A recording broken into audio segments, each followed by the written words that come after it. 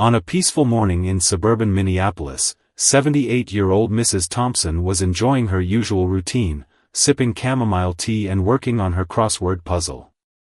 The gentle morning sunlight streamed through her kitchen window, illuminating the space where she had spent the last 40 years of her life. Her modest two-story home, with its well-tended garden and white picket fence, had always been her sanctuary of peace and security. Little did she know that this ordinary Thursday would become the most terrifying day of her life. At precisely 6:47 a.m., the tranquility of her morning was shattered by the deafening sound of her front door being broken down. Before she could process what was happening, her home was suddenly flooded with heavily armed SWAT team members, their boots thundering against her hardwood floors. "Get down! On the ground now!" The commands echoed through her house as flashlights pierced the dim morning light. Mrs. Thompson, trembling and confused, could barely comprehend the situation. Her arthritic knees made it difficult to comply with their demands, but she tried her best to lower herself to the floor, her hands shaking as she raised them above her head. The retired high school librarian watched in horror as the officers swept through her home, overturning furniture, pulling books from shelves, and ransacking drawers. Her beloved cat, Mittens, had disappeared under the couch, terrified by the chaos. The crystal vase her late husband had given her on their 40th anniversary crashed to the floor during the search, shattering into countless pieces. "There must be some mistake," she managed to say, her voice barely above a whisper. But her words were drowned out by the continued shouting and the sound of more officers moving through her house. The SWAT team was searching for evidence of a drug operation, acting on what they believed was reliable intelligence about a major narcotics ring. As Mrs. Thompson lay on her kitchen floor, still in her morning robe and slippers, memories of her peaceful life flashed through her mind.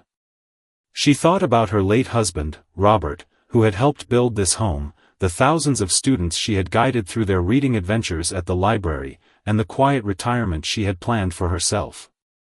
The raid continued for what felt like an eternity but was actually 45 minutes.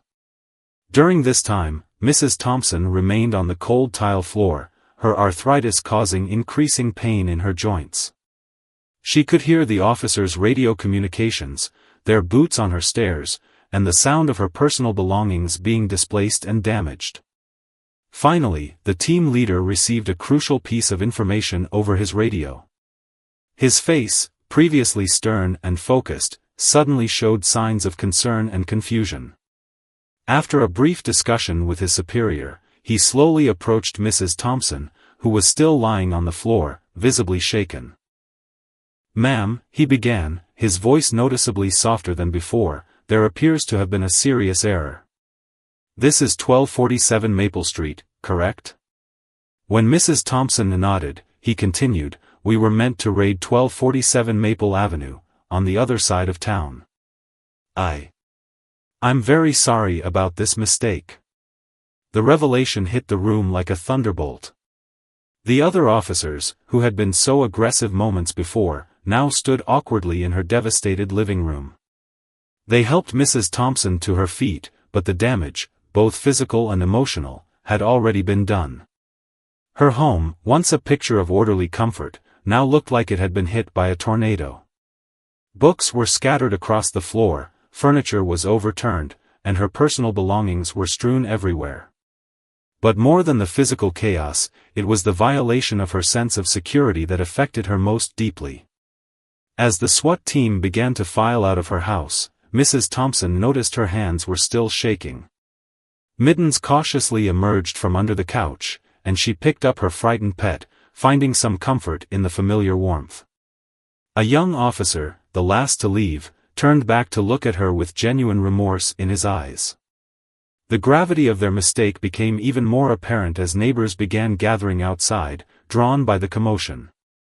Mrs. Thompson had lived in this community for decades, known for her kindness and the cookies she would bake for the neighborhood children. Now she stood in her doorway, surrounded by the aftermath of chaos, as her neighbors watched in disbelief. The incident quickly caught the attention of local media. By afternoon, reporters had gathered outside her home, eager to cover the story of how a respected elderly resident had become the victim of a misguided SWAT raid. Mrs. Thompson, still processing the morning's events, declined to speak with them immediately, instead calling her daughter who lived 2 hours away. That evening, as Mrs. Thompson sat in her daughter's living room, the full emotional impact of the day finally hit her. She broke down in tears, not just from the terror of the experience, but from the realization that her sense of safety in her own home had been permanently altered. Her daughter, watching her mother's distress, knew that this incident couldn't go unanswered. This traumatic event would mark the beginning of a long journey for Mrs. Thompson, a journey that would eventually lead to justice and significant changes in police raid procedures. But at that moment, sitting in her daughter's home, she was simply a frightened elderly woman whose world had been turned upside down by a catastrophic mistake. In the days following the raid, Mrs. Thompson found herself unable to return to her home alone. The mere thought of sleeping in her house brought back vivid memories of that terrifying morning. Her daughter temporarily moved in with her, taking leave from her job as a nurse to help her mother cope with the aftermath. The physical evidence of the raid was everywhere. Deep scuff marks scarred her hardwood floors that her husband had installed himself 30 years ago. The broken door frame stood as a constant reminder of the violation, and despite her daughter's best efforts to clean up, she kept finding items in unexpected places, photo albums under furniture, kitchen utensils mixed with bathroom supplies, and her reading glasses crushed under an overturned bookshelf. Word of the incident spread quickly through the community. Her neighbors, many of whom had known her for decades, rallied around her with unprecedented support. Mrs. Baker from next door brought over homemade casseroles. The Johnson family helped repair her broken door frame, and even the local high school students she had once helped in the library stopped by to assist with the cleanup. But the psychological impact proved harder to address than the physical damage. Mrs. Thompson, once known for her independent spirit, now startled at every unexpected noise. The sound of car doors slamming would send her into a panic, and she began keeping all the lights on at night. Her usual morning routine of tending to her garden became an anxiety-filled task, as she constantly looked over her shoulder, expecting another invasion. A week after the incident, a local newspaper ran a detailed story about the raid. The article revealed that the error stemmed from a clerical mistake in the warrant application, a simple typo that had devastating consequences. The intended target, a suspected drug house on Maple Avenue, had been under surveillance for months. Someone in the chain of command had failed to double-check the address before launching the operation. The police department's initial response was a formal apology and an offer to pay for the physical damages to Mrs. Thompson's home. The police chief himself visited her house, expressing deep regret for the incident. However, his words rang hollow when he suggested that such mistakes were unfortunate but sometimes unavoidable in law enforcement operations. This dismissive attitude caught the attention of a civil rights attorney who specialized in cases of police misconduct. After reading about the incident, she reached out to Mrs. Thompson's family, offering to take the case pro bono. The attorney was particularly moved by Mrs. Thompson's background as a public servant who had dedicated her life to educating young minds. During their first meeting, the attorney listened intently as Mrs. Thompson described every detail of that morning. Her hands still trembled as she recounted how the officers had pointed their weapons at her, how they had ignored her pleas about a mistake, and how helpless she had felt lying on her kitchen floor. The attorney took careful notes, her expression growing more concerned with each detail. "What troubles me most," Mrs. Thompson confided during the meeting, "isn't just what happened to me. I keep thinking about all the other elderly people living alone. What if this happens to them? What if they're not strong enough to survive such a shock?" Her words revealed that despite her trauma, she was thinking of others who might face similar situations. The attorney explained that this case represented more than just a simple mistake, it highlighted a systemic problem in how high-risk operations were planned and executed. The lack of proper verification procedures, the excessive use of force against an elderly resident, and the department's inadequate response all pointed to deeper issues that needed to be addressed. As news of the lawsuit spread, more community members came forward with their own stories of police mistakes and overly aggressive tactics. The local city council began receiving calls from concerned citizens, demanding accountability and change in police procedures. Mrs. Thompson's case was becoming a catalyst for a larger conversation about police reform in the community. Meanwhile, Mrs. Thompson struggled with her new reality. Her daughter had to return to work, though she called multiple times daily to check on her mother. Friends and neighbors took turns staying with her, but the independence she had cherished was slipping away. Simple tasks like checking the mail or answering the door became anxiety-inducing challenges. The lawsuit moved forward, and during the discovery phase, troubling details emerged. It turned out that this wasn't the first time the department had conducted a raid at the wrong address. There had been 2 similar incidents in the past 5 years, though neither had received much public attention. The department had failed to implement recommended changes in verification procedures after these previous mistakes. One particularly revealing document showed that officers had actually raised concerns about the address discrepancy just minutes before the raid, but these concerns were dismissed in the rush to execute the warrant. This evidence of negligence strengthened Mrs. Thompson's case considerably, showing that the incident could have been prevented with basic due diligence. As the legal proceedings continued, Mrs. Thompson found an unexpected source of healing in advocacy. Despite her ongoing trauma, she began speaking at community meetings about her experience. Her quiet dignity and articulate descriptions of the incident's impact helped people understand the real human cost of such mistakes. Her story became a powerful argument for police reform, particularly in how law enforcement handled interactions with elderly citizens. As winter settled over Minneapolis, 3 months after the raid, the legal proceedings began to intensify. The police department's internal investigation had concluded, revealing a series of troubling failures that went beyond a simple address mix-up. During a deposition, the officer who had verified the warrant admitted that he had been working a double shift and had rushed through the verification process. The head of the SWAT team also provided testimony that proved crucial to the case. He revealed that despite department policy requiring thorough surveillance of target locations, no one had photographed Mrs. Thompson's house before the raid. A simple drive-by would have shown them that the neat, well-maintained home with flower boxes in the windows didn't match the description of the suspected drug house they were targeting.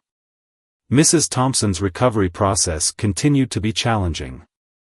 Her doctor diagnosed her with post-traumatic stress disorder, noting that her symptoms were particularly severe given her age and the unexpected nature of the incident.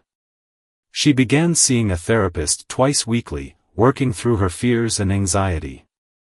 The sessions helped, but progress was slow. Simple things like watching police shows on television, which she had once enjoyed, now triggered panic attacks. The community's support remained steadfast.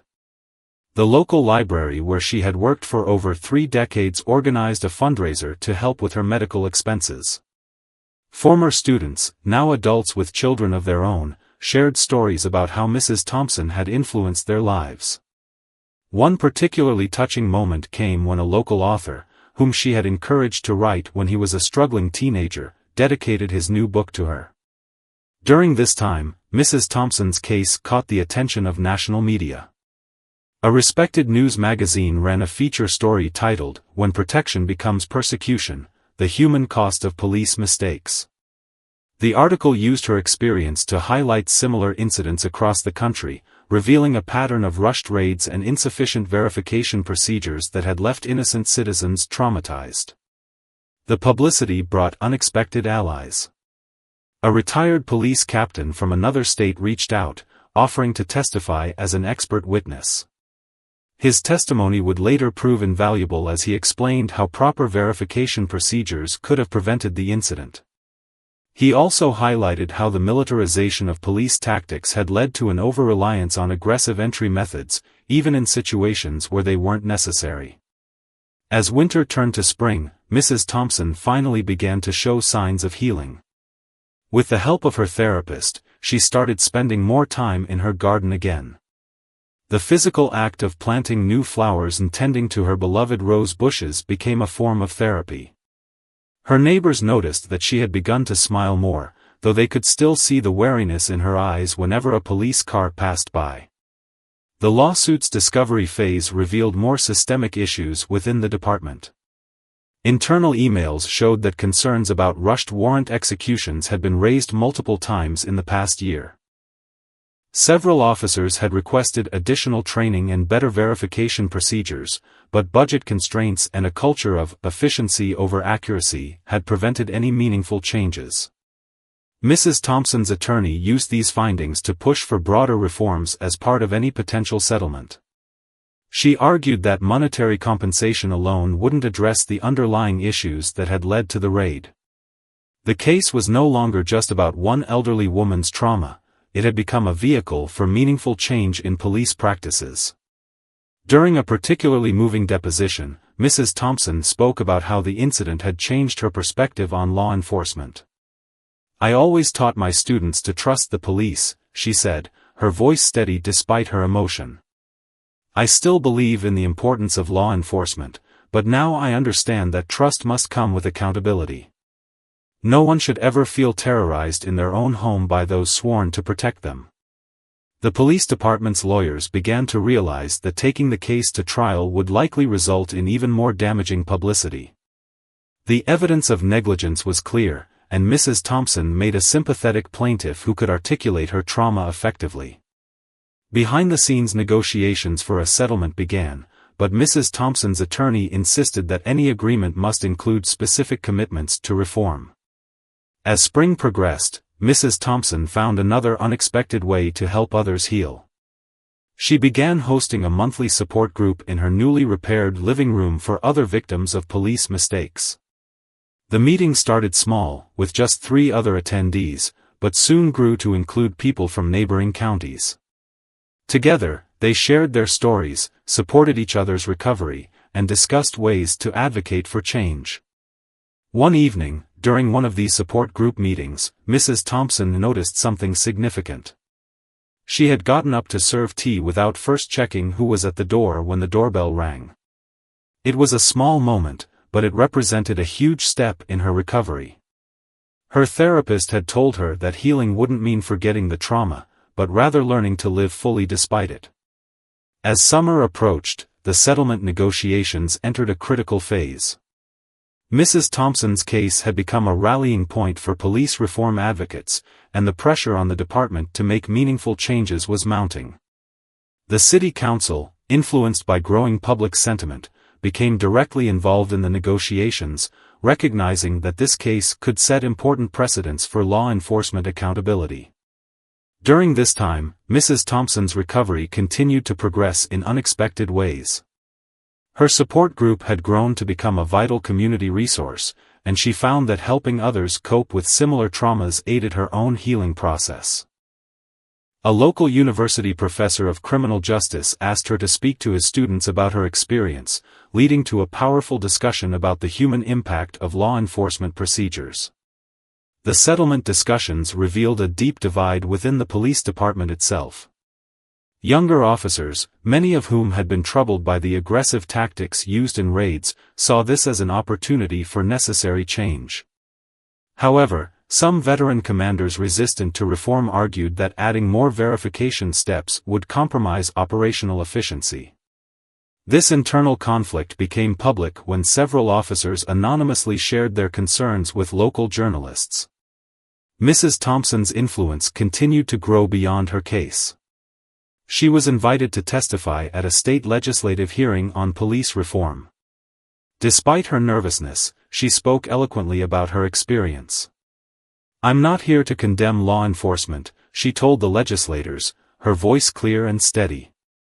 "I'm here because I believe that protecting citizens and respecting their dignity aren't mutually exclusive. We can have both effective law enforcement and careful, humane procedures." The breakthrough in negotiations came when the city's new police chief, who had replaced the previous one amid the controversy, took a personal interest in the case. After reviewing all the evidence, he made an unprecedented move. he asked to meet with Mrs. Thompson privately, without lawyers present. During their 2-hour conversation, she shared not just her trauma, but her hopes for positive change in police practices. This meeting proved transformative. The chief emerged with a deeper understanding of the human cost of rushed police actions. He brought a new perspective to the settlement negotiations, pushing for comprehensive reforms alongside any monetary compensation. His support for change helped bridge the gap between the department's old guard and those advocating for reform. As the settlement took shape, it became clear that its impact would extend far beyond financial compensation. The agreement included mandatory changes in raid procedures, thorough address verification, detailed surveillance requirements, and a new system of checks and balances before any forced entry could be authorized. Additionally, the department would be required to implement new training programs focusing on de-escalation and sensitivity, particularly when dealing with elderly or vulnerable residents. The settlement also included a significant monetary component, $4 million in compensation for Mrs. Thompson. While the amount made headlines, she was more focused on the procedural changes the settlement would require. "The money can't give me back my sense of security," she told her support group. "But knowing that other elderly people might be spared what I went through, that means everything to me." The most innovative aspect of the settlement was the establishment of a civilian oversight committee specifically focused on raid procedures. Mrs. Thompson was asked to serve as an honorary member, providing a victim's perspective on proposed tactical changes. This committee would review all raid plans before their execution, ensuring that proper verification procedures were followed. As news of the settlement spread, Mrs. Thompson received letters from people across the country sharing similar stories. She began compiling these accounts, working with her attorney to create a database that could help identify patterns and prevent future incidents. This documentation became a valuable resource for other communities working on police reform. The implementation of the new procedures faced initial resistance from some officers who viewed them as bureaucratic obstacles. However, an unexpected advocate emerged, the young officer who had been last to leave Mrs. Thompson's home on the day of the raid. He began speaking to his fellow officers about how the incident had affected him personally, helping to shift attitudes within the department. Mrs. Thompson's garden, once her private sanctuary, became a symbol of resilience and renewal. She started a community gardening program, inviting others who had experienced trauma to join her in tending the flowers and vegetables. The garden became a place of healing, where people could work through their fears while creating something beautiful. The fall brought new challenges and opportunities. Mrs. Thompson was invited to consult with police departments in other cities interested in implementing similar reforms. Though still uncomfortable with public speaking, she accepted these invitations, seeing them as opportunities to prevent others from experiencing what she had endured. Her quiet dignity and forgiveness, combined with her firm advocacy for change, made her an effective voice for reform. As the first anniversary of the raid approached, the changes stemming from Mrs. Thompson's case were becoming evident throughout the police department. The new verification procedures had prevented 3 potential wrong address incidents, proving their worth despite initial skepticism. Officers who had once complained about the additional steps now acknowledged that the extra time was a small price to pay for preventing traumatic mistakes. The police academy incorporated Mrs. Thompson's case study into its training curriculum. New recruits watched body camera footage from the raid, followed by a recording of her testimony about its impact. The contrast between the tactical perspective and the human experience proved to be a powerful teaching tool. One cadet later remarked, "Seeing how a simple mistake could devastate someone's life changed my whole approach to law enforcement." Mrs. Thompson's healing journey took an unexpected turn when she received a letter from the SWAT team leader who had led the raid. He wrote about how the incident had haunted him, especially after his own mother moved into assisted living. His letter expressed not just regret, but a deep understanding of how the department's aggressive tactics had needed reform. After careful consideration, Mrs. Thompson invited him to speak at one of her support group meetings. The meeting between Mrs. Thompson and the SWAT leader became a powerful moment of reconciliation. As he spoke to the group, his voice cracking with emotion, he described how the incident had forced him to confront the human cost of tactical decisions. Mrs. Thompson's response, a simple gesture of forgiveness and understanding, moved many in the room to tears. This encounter later became part of a documentary about police reform and community healing. The $4 million settlement money brought its own challenges and opportunities. Mrs. Thompson, after careful consideration, decided to use a significant portion to establish a foundation dedicated to promoting police accountability and supporting victims of law enforcement mistakes. The foundation would provide legal assistance, counseling services, and advocacy training for those affected by similar incidents. Her modest home, once the site of trauma, transformed into a center for community engagement. The foundation's first office occupied her converted garage, where volunteers helped coordinate support services and educational programs. The garden, now expanded to include a meditation space, continued to serve as a healing sanctuary for trauma survivors. The Civilian Oversight Committee, where Mrs. Thompson served as an honorary member, began showing remarkable results. Their review process had become a model for other cities looking to reform their raid procedures. The committee's work highlighted how community involvement could improve both police effectiveness and public safety without compromising either. One particularly meaningful project emerged when local architecture students proposed designing a safe space addition to Mrs. Thompson's home. This sunlit room, with its large windows and peaceful atmosphere, would serve as a meeting place for her support group and a symbol of transparency in contrast to the darkness of that raid morning. The students' design incorporated elements of healing and security, creating a space that balanced openness with protection. The national attention surrounding her case led to an invitation to address a congressional committee on police reform. Despite her continuing discomfort with public speaking, Mrs. Thompson accepted. Her testimony focused not on criticism but on constructive change, emphasizing how proper procedures could protect both citizens and police officers. Her practical suggestions, drawn from her foundation's work, impressed legislators from both parties. As her advocacy work expanded, Mrs. Thompson never forgot the personal nature of her mission. She kept in touch with many of those who had supported her after the raid. The neighbors who had helped repair her home, the students who had shared their memories of her library days, and even some of the officers who had implemented the new procedures, all remained part of her extended community. The foundation's work revealed patterns that went beyond individual incidents. Data collected from similar cases across the country showed that elderly residents, particularly those living alone, were especially vulnerable to the trauma of mistaken raids. This research led to specialized protocols for operations involving senior citizens, including mandatory pre-raid verification of occupants' ages and physical conditions. Mrs. Thompson's relationship with the police department continued to evolve. She was invited to attend roll calls, where she shared her perspective with officers about to begin their shifts. These conversations helped humanize the impact of police actions and reminded officers that behind every address was a person with a life story and dignity to be respected. The support group she had started grew into a network of similar groups across the state. Through video conferences and occasional in-person meetings, these groups shared experiences and coping strategies. Mrs. Thompson's approach to healing, combining personal recovery with advocacy for change, became a model for others facing similar traumas. As winter approached again, Mrs. Thompson finally felt ready to spend a night alone in her home.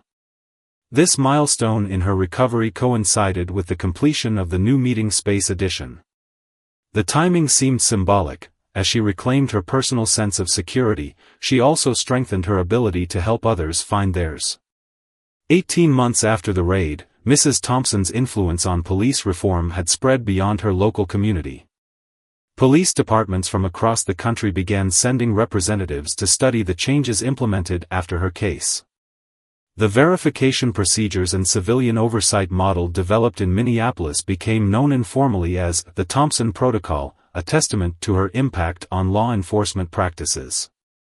The foundation she established had grown beyond its initial scope. With careful management of the settlement money and additional donations from supporters, it now offered scholarships to law enforcement officers pursuing advanced training in community relations and de-escalation techniques. The first class of Thompson Scholars included officers from 15 different states, each committed to reforming police practices in their home departments. One autumn morning, Mrs. Thompson received an unexpected visit from a young officer who had been part of the raid team. He had recently been promoted to training supervisor and wanted to share how her case had influenced his approach to teaching new recruits.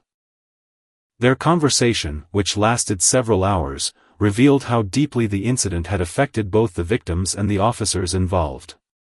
This dialogue became the basis for a new training module focused on the lasting impact of police actions on community members. The success of her support group led to partnerships with mental health professionals specializing in trauma recovery. Together, they developed a comprehensive program for helping elderly victims of police mistakes rebuild their sense of security. The program combined traditional therapy with peer support and advocacy training, enabling participants to transform their traumatic experiences into catalysts for positive change. Mrs. Thompson's garden continued to flourish, now featuring a memorial section dedicated to others who had faced similar ordeals. Each plant represented someone's story of survival and recovery. Local schools began bringing students to learn about civil rights and community activism through the garden's living history. The peaceful space served as a powerful reminder that beauty could grow from even the most difficult circumstances. The documentary about her case, initially planned as a short educational film, expanded into a feature-length exploration of police reform and community healing. Film crews captured intimate moments of her daily life, tending her garden, meeting with support group members, and working with police officers on reform initiatives. Her quiet strength and unwavering commitment to positive change resonated with viewers nationwide. During this period, Mrs. Thompson noticed a significant shift in her own healing journey. The nightmares that had plagued her since the raid became less frequent. Though she remained cautious, she no longer jumped at every unexpected noise. Her therapist noted that helping others had played a crucial role in her recovery, giving purpose to her pain. The Foundation's research department, staffed by volunteer legal experts and data analysts, began publishing comprehensive studies on wrong address raids. Their findings revealed disturbing patterns in how these mistakes disproportionately affected certain communities. This research provided valuable ammunition for advocacy groups pushing for nationwide police reform. As word of her work spread, Mrs. Thompson received invitations to speak at police academies across the country. Though she still struggled with public speaking, she accepted these opportunities, believing that connecting directly with future officers was crucial for lasting change. Her presentations always included practical suggestions for maintaining both officer safety and civilian dignity. The Civilian Oversight Committee's success led to an expansion of its responsibilities. Beyond reviewing raid procedures, it began providing input on other aspects of police-community relations. Mrs. Thompson's experience helped shape new guidelines for interactions with elderly citizens, ensuring that age and physical limitations were always considered in police operations. Personal moments of triumph continued to mark her journey. When a thunderstorm knocked out power in her neighborhood, Mrs. Thompson found herself alone in the dark for the first time since the raid. Instead of panic, she felt a sense of calm, realizing that she had reclaimed her home from the shadows of that terrible morning. Her advocacy work took an unexpected turn when she began mentoring young activists interested in police reform. She taught them the importance of balanced approach, holding authorities accountable while remaining open to dialogue and collaboration. Her message of reform through understanding resonated with both community members and law enforcement officials. The state legislature, impressed by the success of the Thompson Protocol, began work on a bill requiring similar procedures statewide.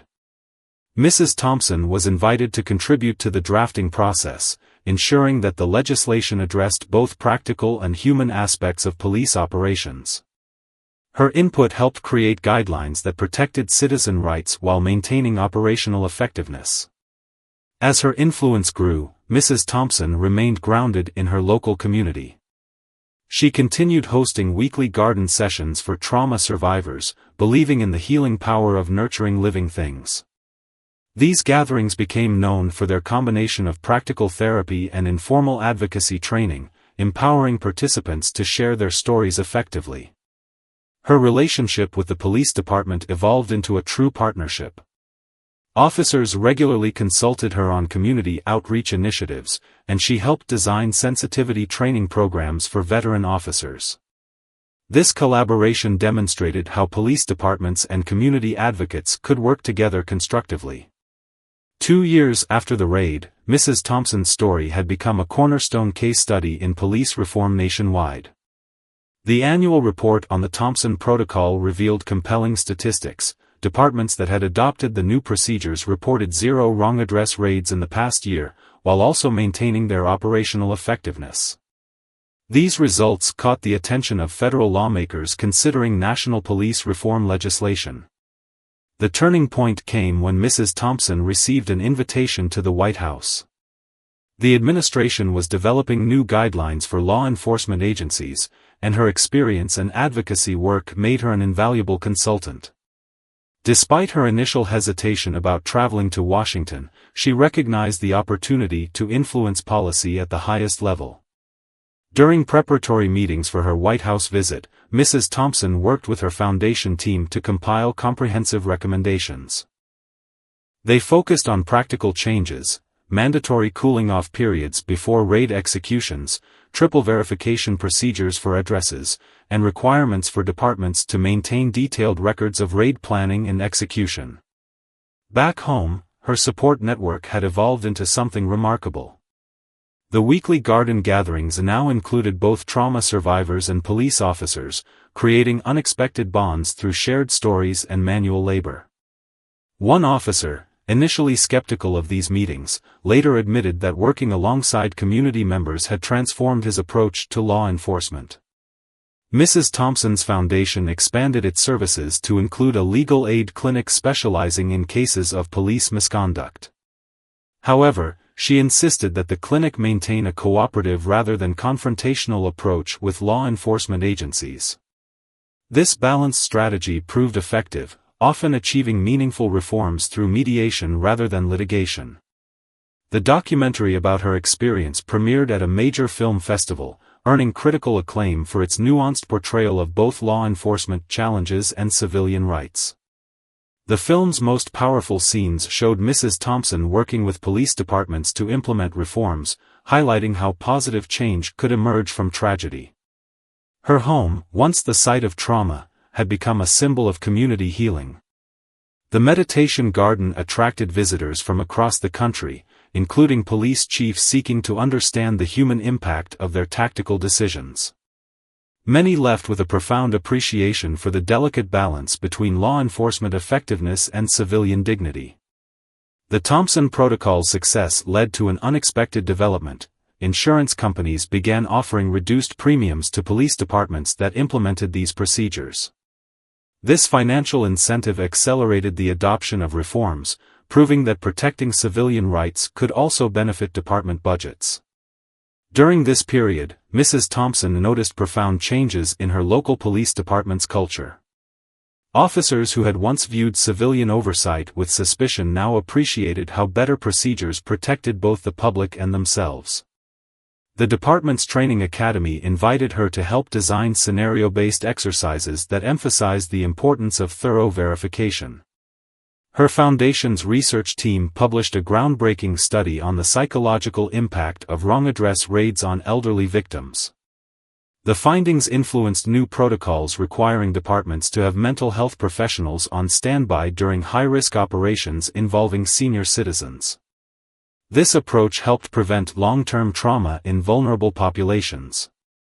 Mrs. Thompson's work with young activists continued to bear fruit. Several of her mentor went on to careers in law enforcement or public policy, bringing with them a deep understanding of the importance of community relations. Their success stories demonstrated how bridge building between police and civilians could create lasting positive change. The state legislature's adoption of the Thompson Protocol sparked a regional movement.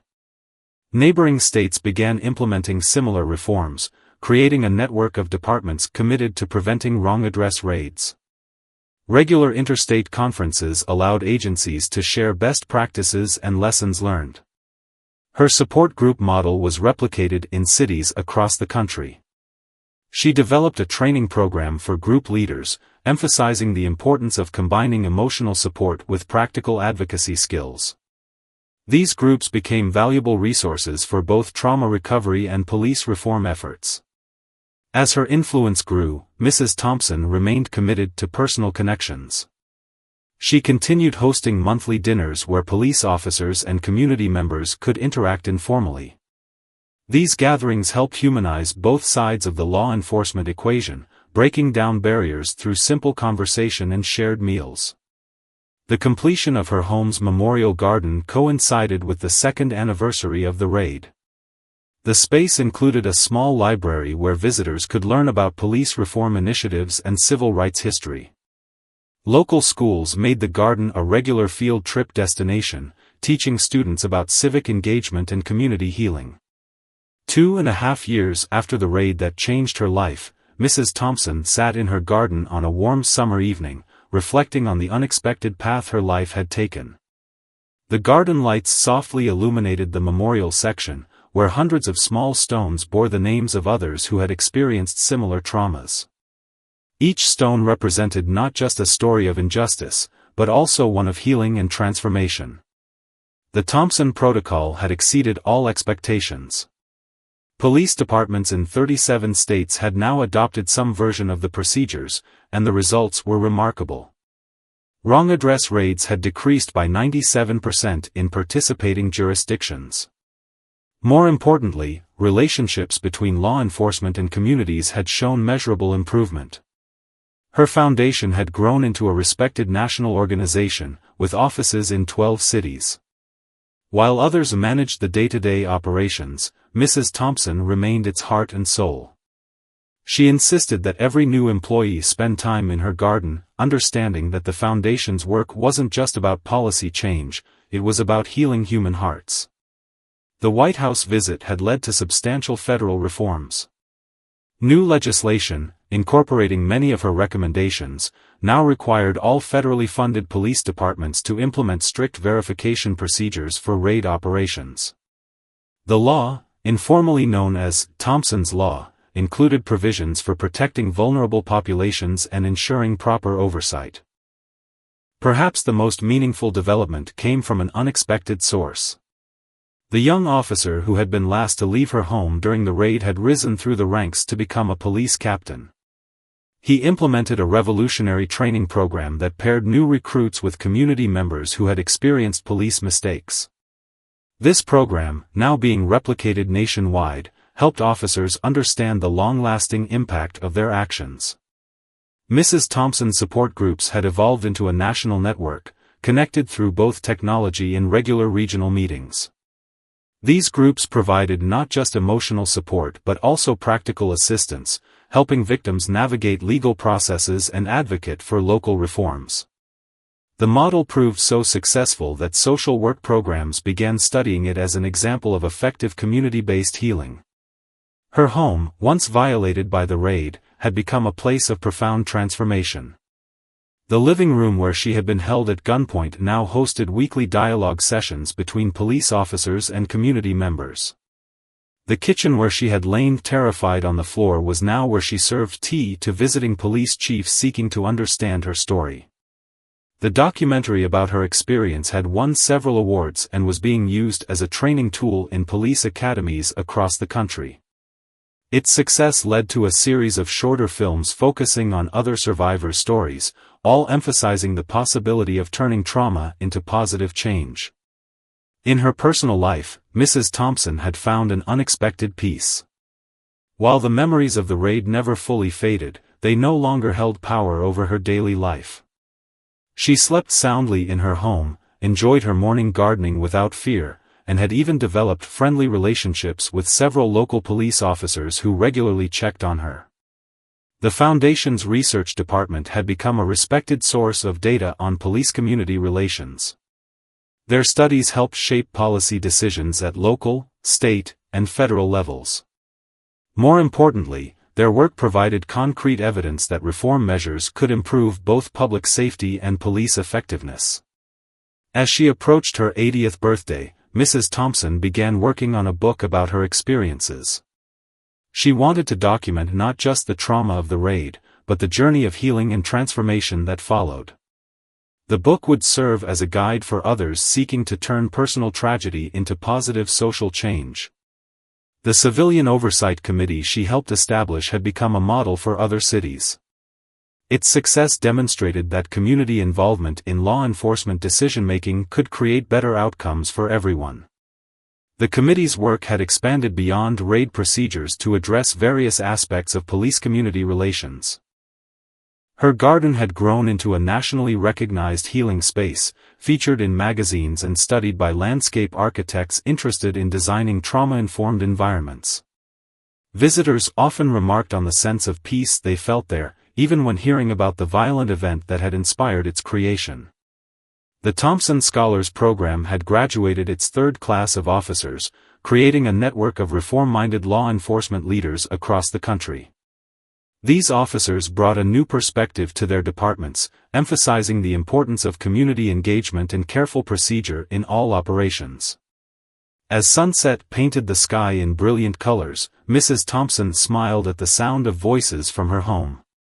Another community dinner was beginning, bringing together police officers, activists, and survivors in the spirit of understanding and reconciliation. The noise of friendly conversation and laughter drifted out to her garden. Looking back, she realized that the raid, terrible as it was, had set in motion changes that would protect countless others from similar experiences.